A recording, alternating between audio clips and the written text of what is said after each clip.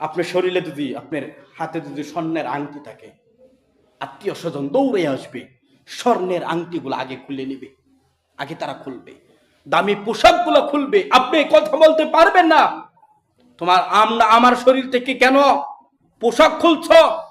আপনি কি বরই পাতার মাধ্যমে, গরম পানির মাধ্যমে আপনি কি গোসল দিবে? আপনি এই কথা বলতে পারবেন না। পানিটা গরম হয়ে গেছে, আমার শরীরে লাগাচ্ছে, আমার খুব ব্যথা হচ্ছে, আমার খুব কষ্ট হচ্ছে, পানিটা একটু ঠান্ডা করে দাও। এ কথা বলতে পারবেন? বলতে পারবেন না। আপনি এই কথা বলতে পারবেন না, আপনার নাকে কানে তুলা দিবে। আপনি এই কথা বলতে পারবেন না, তোমরা কেন আমার নাকে কানে তুলা দিয়েছ, আমার শ্বাস টানা খুব কষ্ট হচ্ছে। আপনি এই কথা বলতে পারবেন না।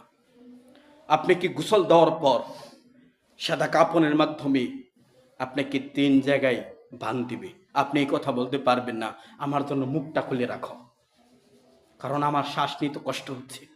আপনি কি কবরে একা একা রেখে দিবে? আপনি এই কথা বলতে পারবেন না, আমার স্ত্রী কোথায়, তাকেও আমার সাথে কবরে দাও। আমার মেয়ের ছেলে কোথায়, আমার সাথে কবরে দাও।